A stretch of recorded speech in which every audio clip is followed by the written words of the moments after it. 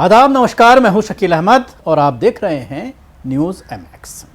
मोहन भागवत का जो हालिया बयान आया है, इस बयान को लेकर सियासत शुरू हो गई है।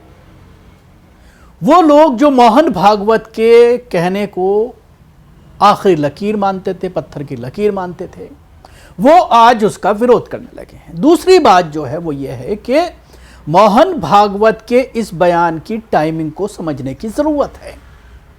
2022 में भी इस तरह का बयान आया, लेकिन क्या इस बयान के आने के बाद यह सिलसिला रुक गया? हरगिज नहीं, बल्कि 2024 के लोकसभा के रिजल्ट आने के बाद यह सिलसिला लगातार बढ़ता चला जा रहा है। अब दोबारा क्यों बोलना पड़ा उनको और किस मौके से यह बोला गया, टाइमिंग को भी समझने की जरूरत है। तो मैं आपको बताना चाहूंगा कि प्रधानमंत्री नरेंद्र मोदी कुवैत के दौरे पर जाने वाले थे। कुवैत दौरे से पहले मोहन भागवत का यह बयान आना कि हर मस्जिद के नीचे मंदिर तलाश करना ठीक नहीं है, यह बात उन्होंने पहले भी कही थी, दोबारा इस बात को दोहराया गया। और उसके बाद प्रधानमंत्री नरेंद्र मोदी कुवैत पहुंचते हैं। वहां पर उन्हें कुवैत का सबसे बड़ा अवार्ड, सबसे सर्वोच्च अवार्ड दिया जाता है।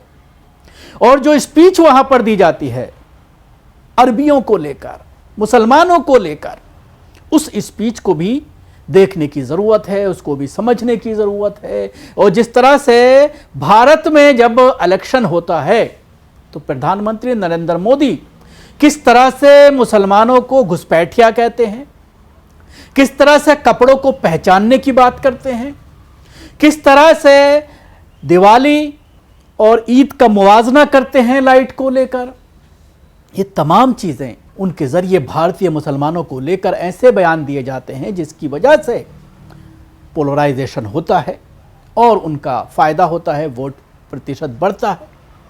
लेकिन जब कहीं पर विदेश में, खासतौर से अरब देशों में, चाहे वो UAE की बात हो, चाहे वो कुवैत की बात हो, चाहे वो सऊदी अरब की बात हो, जब इन देशों में प्रधानमंत्री नरेंद्र मोदी जाते हैं तो उन्हीं अरबियों को, जिनको यहाँ पर मुसलमानों को गालियाँ देते हैं, उन्हीं मुसलमानों को गले लगाते हैं, उनका हाथ नहीं छोड़ते हैं। जब उनका हाथ पकड़ लेते हैं तो ऐसा लगता है कि बिल्कुल दोनों भाई हों, गले इस तरह से मिलते हैं। लेकिन भारतीय मुसलमानों के खिलाफ लगातार वो नफ़रत जो है वो दिखाते हैं।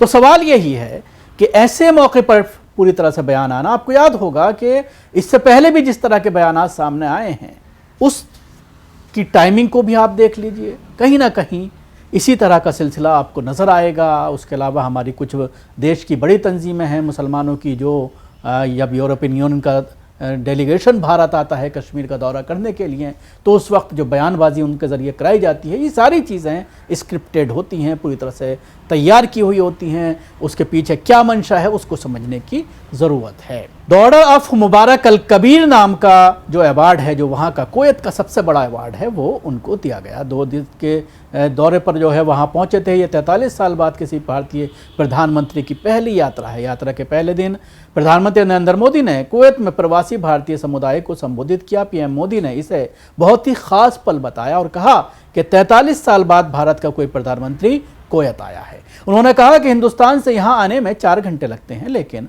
प्रधानमंत्री को यहाँ आने में 4 दशक लग गए। खाड़ी देश से रिश्तों का जिक्र करते हुए PM मोदी ने कहा कि भारत और कुवैत अरब सागर के 2 किनारों पर बसे हैं।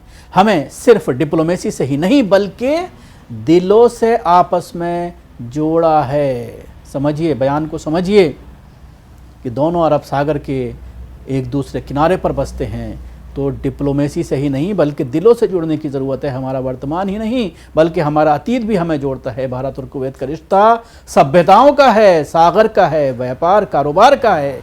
PM मोदी ने कहा कि कुवैत से मोती और अच्छी नस्ल के घोड़े भारत में आते रहे हैं, तो बदले में भारत से भी बहुत सी चीज़ें कुवैत के लिए आती रही हैं। कुवैत में भारतीयों के योगदान का जिक्र करते हुए प्रधानमंत्री ने कहा कि कुवैत के नेतृत्व में जब भी बात करता हूँ वे यहाँ काम करने वाले भारतीयों के योगदान की तारीफ़ करते हैं। उन्होंने आगे कहा कि आपने कुवैत में भारत के टैलेंट, टेक्नोलॉजी और ट्रेडिशन का मसाला मिक्स किया है। इसलिए मैं आज यहाँ सिर्फ आपसे मिलने ही नहीं आया हूँ, आप सभी की उपलब्धियों को सेलिब्रेट करने आया हूँ।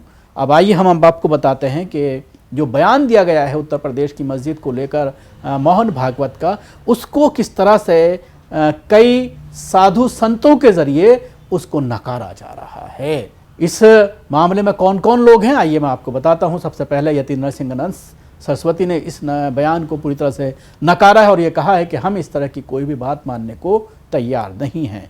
वहीं दूसरा जो इसमें जो है जगत गुरु स्वामी राम भद्राचार्य ने आरएसएस प्रमुख के बयान पर ऐतराज जताया है। संघ प्रमुख ने कहा कि राम मंदिर के बाद कुछ लोगों को लगता है कि वो इस तरह के मुद्दे उठाकर हिंदुओं के नेता बन जाएंगे। जगत गुरु स्वामी राम भद्राचार्य ने कहा है, मैं मोहन भागवत के बयान से पूरी तरह से असहमत हूँ। मैं स्पष्ट कर दूं कि मोहन भागवत हमारे अनुशासक नहीं हैं बल्कि हम हैं।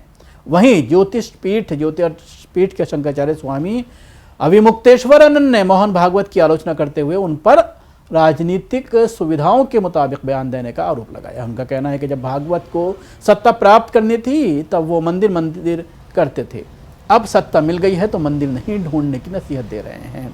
भागवत ने पुणे में भारत विश्व गुरु विषय पर व्याख्यान देते हुए कहा था कि हम लंबे समय से सद्भावना से रह रहे हैं। अगर इस दुनिया को ये सद्भावना प्रदान करना चाहते हैं तो हमें इसका एक मॉडल बनाने की ज़रूरत है। राम मंदिर के निर्माण के बाद कुछ लोगों को लगता है कि वो नई जगहों पर इसी तरह के मुद्दे उठाकर हिंदुओं के नेता बन सकते हैं। ये अस्वीकार्य है, ये स्वीकार्य नहीं है। वहीं महाराष्ट्र के अमरावती में अनुभव आश्रम के शताब्दी समारोह में संघ प्रमुख ने कहा कि धर्म महत्वपूर्ण है और इसकी उचित शिक्षा दी जानी चाहिए, क्योंकि धर्म का अनुचित और अधूरा ज्ञान अधर्म है। धर्म के नाम पर दुनिया भर में हुए सभी उत्पीड़न और अत्याचार वास्तव में धर्म की गलतफहमी और समझ की कमी के कारण हुए।